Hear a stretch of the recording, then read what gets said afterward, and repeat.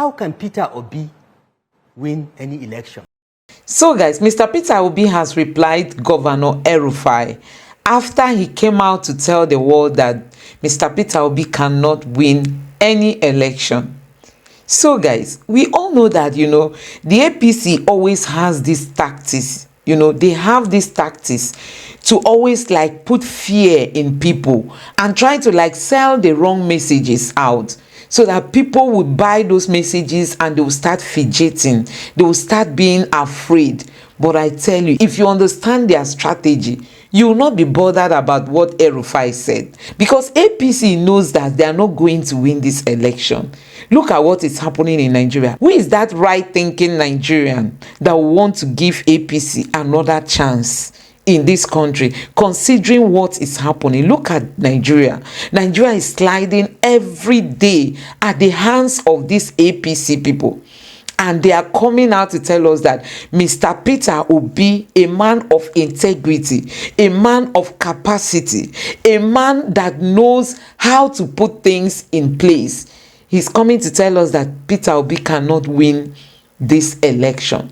So guys, Mr. Peter Obi had an interview today, on Arise TV, and they asked him so many questions. He cleared the air. He even responded to Elrufai by telling Nigerians and all those in the entertainment industry to come and join him, to come and vote for him, that he's going to make the entertainment industry work. Because Elrufai called him a Nollywood actor, and Mr. Peter Obi said yes, he has agreed to be an actor, and that he's beckoning on all Nigerians who are in the entertainment industry to vote for him, because he's going to ensure that the entertainment industry work again. How can Peter Obi win any election? Peter Obi is polling 1% in Sokoto, 2% in Katsina, 5% in Kano. That's where the votes are. All states are not equal. The fact that you are doing 70% in Anambra State does not mean somebody doing 10% in Kano is not better than you. The number of votes in Anambra is the size of one local government in Kaduna State. So all states are not equal. If you poll states and you make them equal, yes, Peter Obi will sweep the southeastern states. He will do well in South-South. Where else? He's not polling well in Southwest, other than a drop in the ocean in Lagos. He is polling in the Christian enclaves in the north. He's polling well, but how many are they? Peter Obi cannot win the election. He doesn't have the number of states. He doesn't have 25% in more than, the last time we checked, in more than 16 states. He can't go anywhere.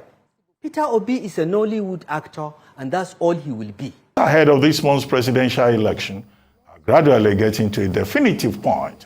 And despite the all too familiar challenges confronting the electoral process, it has become increasingly certain that Nigerians will get their chance to make a choice, one way or the other, on February the 25th. Labour Party's presidential standard-bearer, Peter Obi, as much as anyone, has contributed his own quota to elevating the quality of political conversation ahead of the elections. And we are delighted to welcome him to This Day Live. Great to have you on the program, Mr. Obi. Thank you very much for joining us. Thank you, Ruben, for inviting me. Well, let me start by asking, how has the campaign been? What has it been like? And before now, almost every poll put you ahead of others. But I've seen just one recent one that put another person ahead of you. But how has it been? Well, Ruben, what I've done is to concentrate more on trying to go around and visit all over Nigeria, trying to elucidate to them on the need why they should vote for me, and what I offer, or what Labour Party is offering them. So that's my concentration now. Going to places where people have not been before, to say to them, what you can call the ungoverned places, to say to them, come, let us build it, that a new Nigeria is possible. We can all come together, sacrificing everything. Issues of tribe, issues of religion, and other sentiments, and let's come together and say, we have a country called Nigeria, and that we can start doing the right things in it. Well, okay, let's talk about some of the major issues. I've seen you in the papers today, you know, some reports quoting you, saying that the currency redesign, which is causing a lot of upset, a lot of, you know, concerns among Nigerians. You were saying it's not peculiar to Nigeria, and that Nigerians should bear with the federal government. But we see these same Nigerians, they can't have access to the new Naira notes, whether at the banking halls or at the ATMs or through POS or through cash swap program. In fact, so bad that people have gone to the streets in parts of Nigeria, in Warri, in Benin, elsewhere, in Ibadan, to protest. And yet you still say, this is a good policy, people should bear with Nigerians. And the president has now said, give me 7 days, we'll look at the problem. Some people are saying, before 7 days' time, many people will be dead. Well, my position is still, I don't think you read my position all through, but let me restate my position. Currency redesign is not peculiar to Nigeria. This is an exercise that has a long-term economic and social benefits, but comes with a short-term inconveniences and pain. And my appeal still to Nigerians is that we should have patience with the federal government of Nigeria and the Central Bank of Nigeria, while at the same time appealing to Central Bank of Nigeria and the bank to expedite actions that will ensure that this new currency is available to small depositors, small businesses, the unbanked, and people in rural areas. Mine is to be able to make it available to the, what you can call, those at the bottom of the ladder, to make it available. And this, I believe the CBN and this can make available as quickly as possible. Everywhere, Ruben, they've been redesign of currency. In a third world country that I've known, it comes with even what you said, right? Look at what happened in India. Did you watch what happened in India? It was worse than what was happening here. There were riots, there were everything all over the place. But eventually, Indians will tell you today they are better off and their economy benefited better. So for me, and it's worse sometimes when this happens in this country. This thing was announced on the 26th of October. 26th of November was the month. 26th of December was second month. 26th of January was third month. And I even gave another extra 10 days. And all of a sudden, people are writing up and down and everything. And people are not behaving as if it just came overnight. It didn't come. For me, it is the poor people and those poor people that I'm seeing on the queue that we should deal with as quickly as possible. And I urge CBN, deal with this issue of those small depositors and people who are living in rural areas, unbanked and everything, to make it available for small businesses to be able to thrive. It is critical, it's important. I'm also urging Nigerians, bear with them. We've redesigned our currency. We can't do anything about it now. For me, it's a policy. Government have taken a decision, and we can't be using two currencies at the same time. Can we? Or the new one is out. It's in people's hands. Are you going to withdraw it and start using the old one? So, for me, it's a decision that has been taken. Let's go on with it. Okay, Mr. B, it's good you said, currency redesign is done everywhere. You cited the example of India. Yes. November 2016, under Prime Minister Narendra Modi. In fact, the Indian authorities at the time gave 4 hours notice for 1,000 rupees, 500 rupees to be brought back into the system. Ours is 3 months.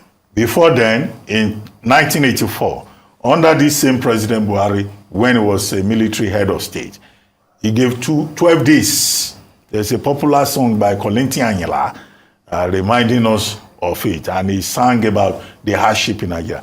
This time around, we have had over 100 days, and we're having a repeat of 1984. Why is it that we never get it right here? And how will this policy, in your view, move us from consumption to production, which is your major campaign's message? Well, that is a different message. The redesigner said it has long-time effect what they're trying to do. But when it comes to issue of consumption to production, I have said consistently Nigeria is not producing anything. That is why you have all the economic problems you're facing, starting from your unemployment. You have today 35% unemployment with almost over 50% youth unemployment. So you have millions of your youths who don't know where the next meal will come from. That is at the core of your poverty. Because if you say that 133 million Nigerians are living in multidimensional poverty, is because of lack of production. That is the demand of your economic growth. The consequences that you need to deal with it. You're not producing anything. And when I talk about production, the easiest way to show that you're not a producing country is to look at your exports. Look at your food production.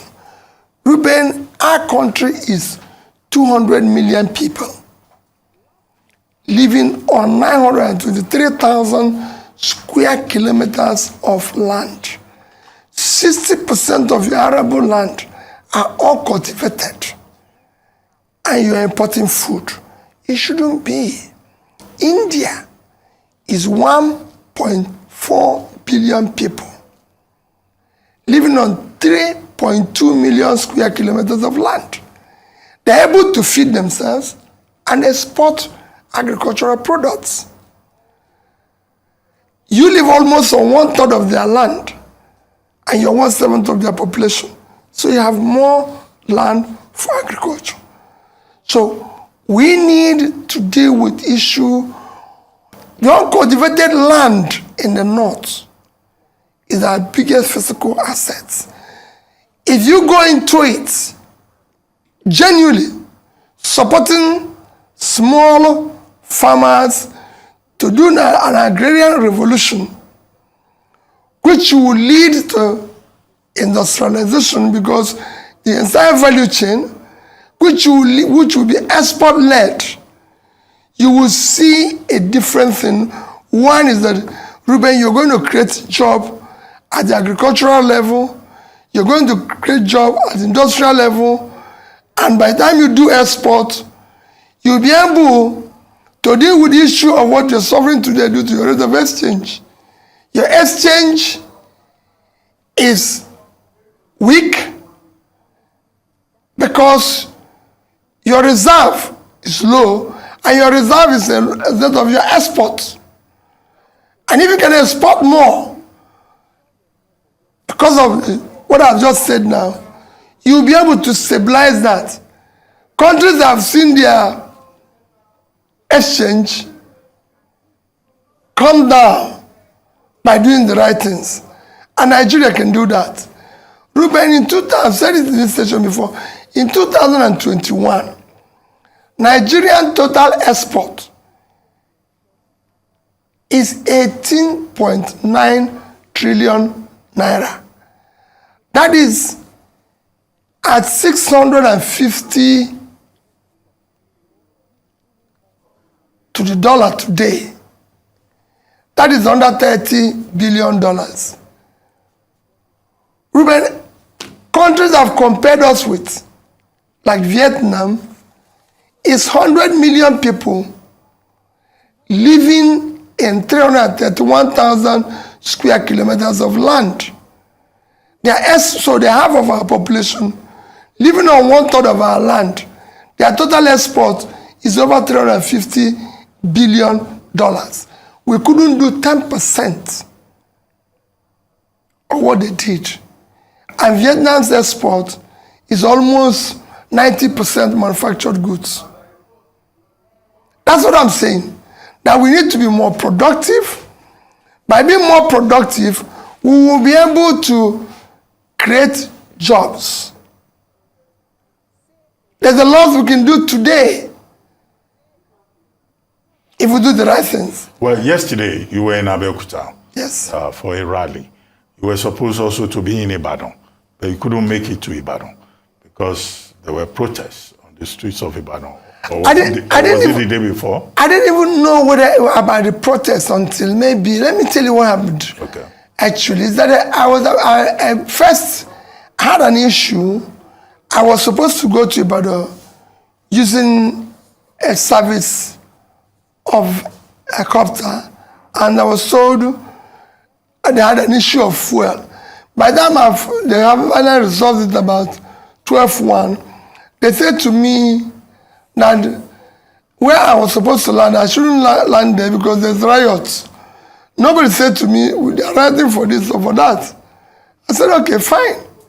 Let me go. I said, let me go. Maybe if I go there and I see the situation is unsafe, I'll go. Ruben, I eventually arrived in Ibadan.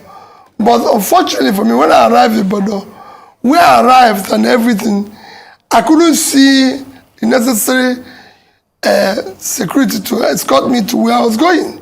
So I said, well, listen, I can't just be going. I didn't even know the address of where I'm going. So it was difficult.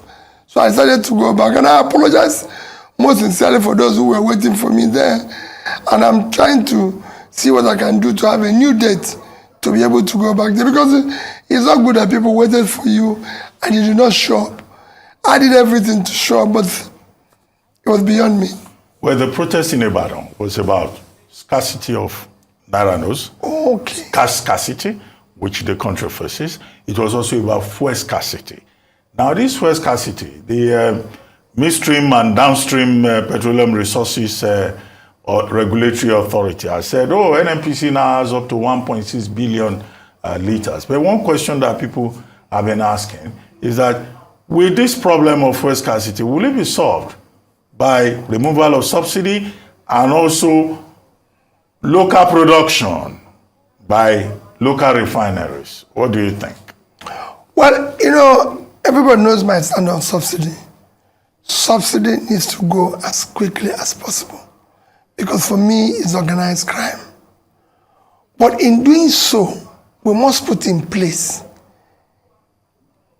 aggressive effort to ensure that the local refineries start functional as quickly as possible. Dangote's own is almost completed. And we have other modular refineries all over the place. Some are even ready, but they can't get supply of crude. So these are things we have to resolve as quickly as possible and get production locally to commence in order to reduce the suffering of Nigerians.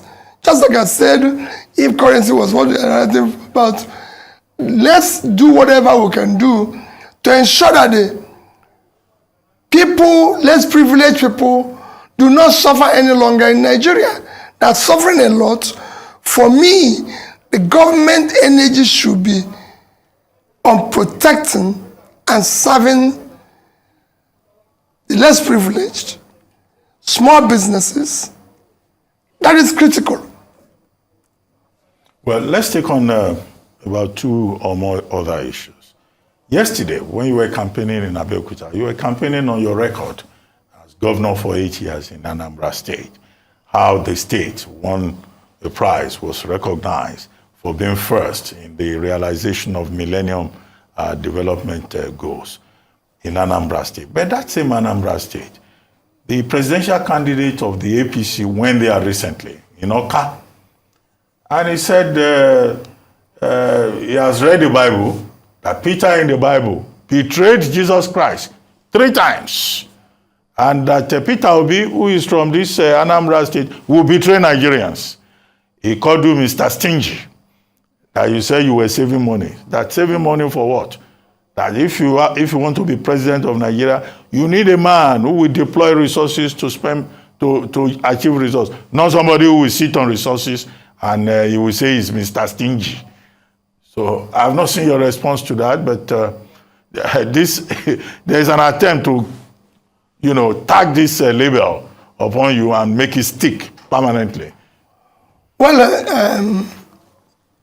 Bola Tinubu remains a very respected senior brother anytime, but so he has a right to his opinion. But he forgets to do that even when Peter denied Jesus 3 times, he still made him the head of the church. He still built the church on him. It is the rock on which he built the church. That means that notwithstanding the denial, the God found him wanting to build that rock. And I'm saying that trust this country to me. I will rebuild it. It will be the same rock on which they will rebuild this country. On stinginess. Because we don't know what is called capital formation. For you to develop, it is a critical thing. Go and read famous economists. Over the years, capital formation is about saving. If you don't save, you can't form capital. And if you don't have capital, you can't develop. Ruben, I was #1 in MDG, which is the only measure of development.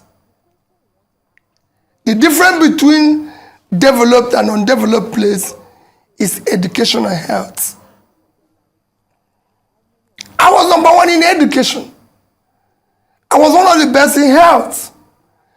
I was #1 in in issue of pulling people out of poverty. You can go and ask Magnus Bacall, who is in charge then and everything. Ask all the donor agencies who is governor who comes first to contribute his counterpart funding is me.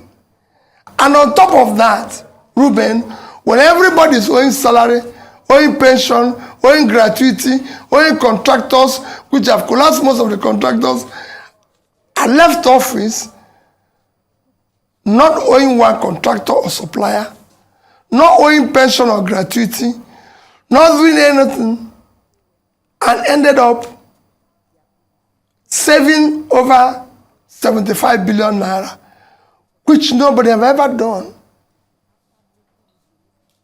I did not in any way allocate myself any contract directly or indirectly, allocate myself any land directly or indirectly, or become a consultant to any of the company, state agencies, anything directly or indirectly. I wasn't even entitled to any gratuity or pension to date. So yes, I agree that Peter denied Jesus 3 times. He showed remorse, repented, and Jesus entrusted the church on him. And I'm asking Nigerians to entrust Nigeria on me. Okay, fair enough, but there's something even more interesting. The governor of Kaduna State, Elrufai, says nobody should take you seriously because you will not win. And that you are best a Nollywood actor. Okay, the Actors Guild of Nigeria has responded that he's putting down their profession. They don't need to protest. Elrufai says you can't score more than 1% in Sokoto, 2% in Katsina, maybe 5% in Kano, and that's all there is, and that you should focus on Nollywood. Well, I thank Elrufai for what he said. At least he gave me some percentage. So I'm going to work hard to improve those percentage. And he recognized the fact that I'm an actor. And I think part of what is holding this country from development is recognizing those engines that will develop us. One of the most critical places I want to focus is improving our entertainment industry, which includes the Nollywood. And now that I'm an acclaimed actor, I'm asking all those who are involved in the entertainment industry being one of them, to support me so that I can improve their position.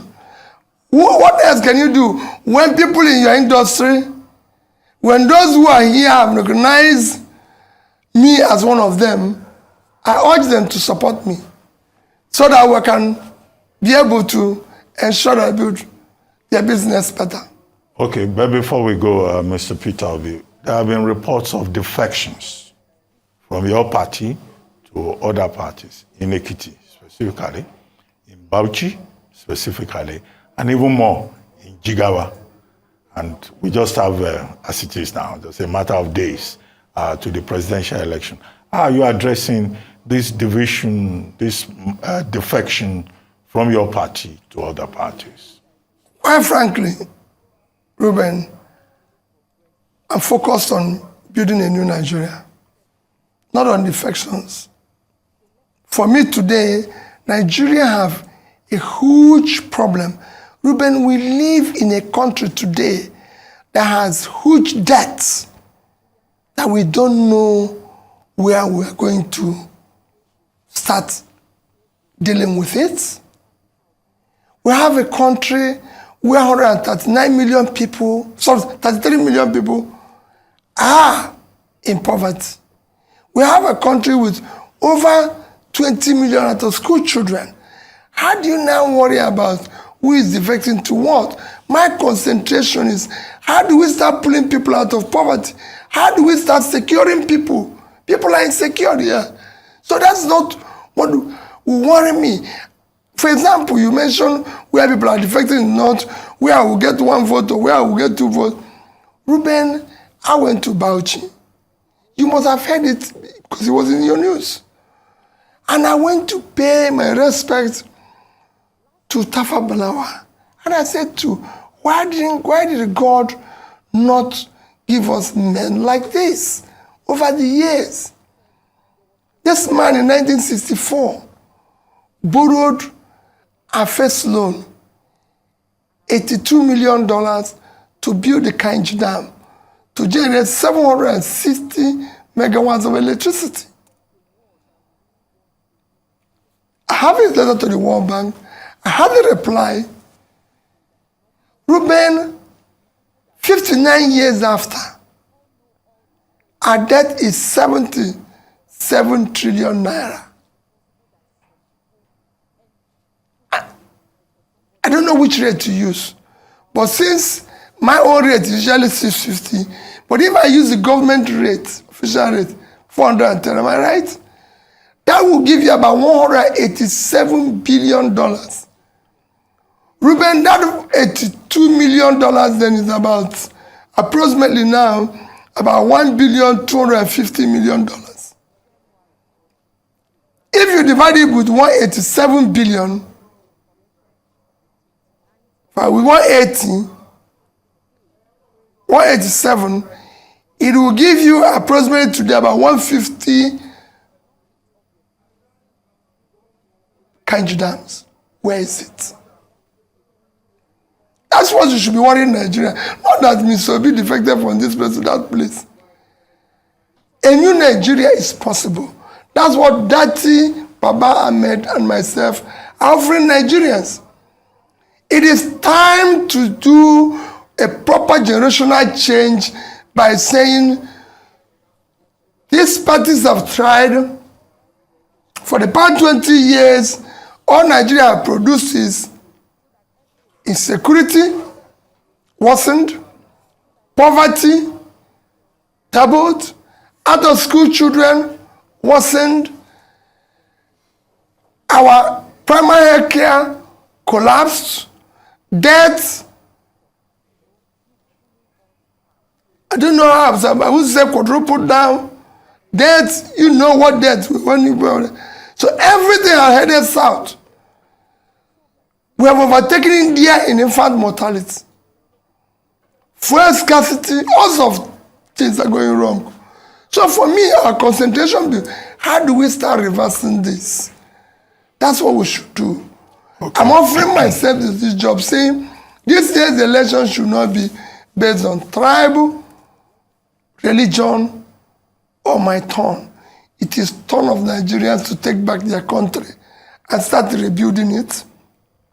If there's anybody who will say turn, it's me. I'm a proud Igbo man. I'm a proud Southeasterner. But I'm doing this election as a more proud Nigerian who believes that if I have the opportunity, 5 years, Nigerians will stop saying where they came from. But they will be happy that they're Nigerians, because we'll start building a new Nigeria that everybody should be proud of. That is what should be a worry. Not that, oh, this happened, or this person defected. For me, let's start now.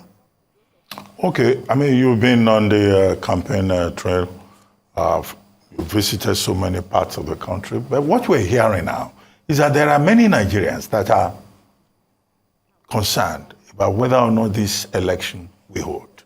INEC has said the election dates are sacrosanct and there will be elections.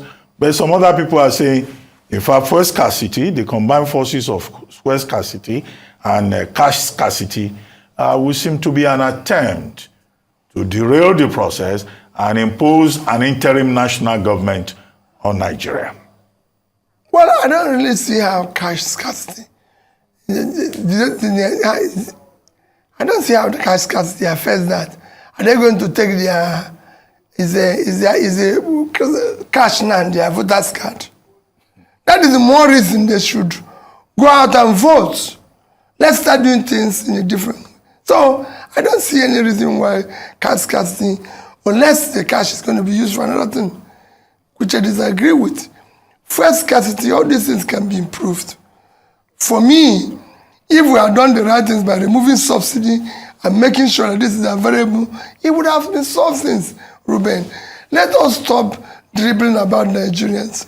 Nigeria is a country blessed with a lot of factor endowment for each region and can easily be turned around as quickly as possible. It is time for people, this election should be on character we can trust, on competence, commitment, and above all, compassion for the people suffering masses of Nigeria.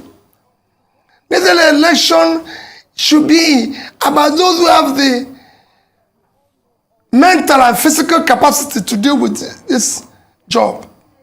Let us not waste, we wasted our time, long time, trying to say, oh, we'll go this way and everything. Have all these considerations, whether it's tribe, whether it's religion, all those who use all this to come into office.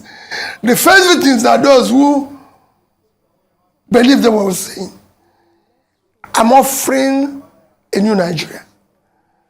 Well, on that note, I would like to thank you very much, Mr. Peter Obi, presidential candidate of the Labour Party in the forthcoming presidential election in Nigeria on February the 25th. So guys, you have heard it for yourself. Mr. Peter Obi knows how to address every question you ask him.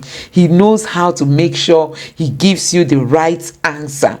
And you know, this man is always ready. It doesn't matter where or when you meet him. He's always ready to answer any question you ask him. Unlike, you know, those of them who are even scared of coming out for debate, Mr. Peter Obi knows how to address every question. So guys, you've heard it for yourself. They said we are not going to win the election, but you can see that the ANA poll that was just released is speaking in favor of Mr. Peter Obi. So guys, you have heard it for yourself. I want those of us who have gotten our PVC, please guide your PVC jealously. Don't sell your vote. Encourage your family, your kinsmen, people around you to vote for Mr. Peter Obi on the day of the election so that we can send all these old politicians packing. Please don't forget to subscribe to my channel, turn on the notification bell, give this video a like, and let me know what you think in the comment section below. Thank you and God bless you. Bye.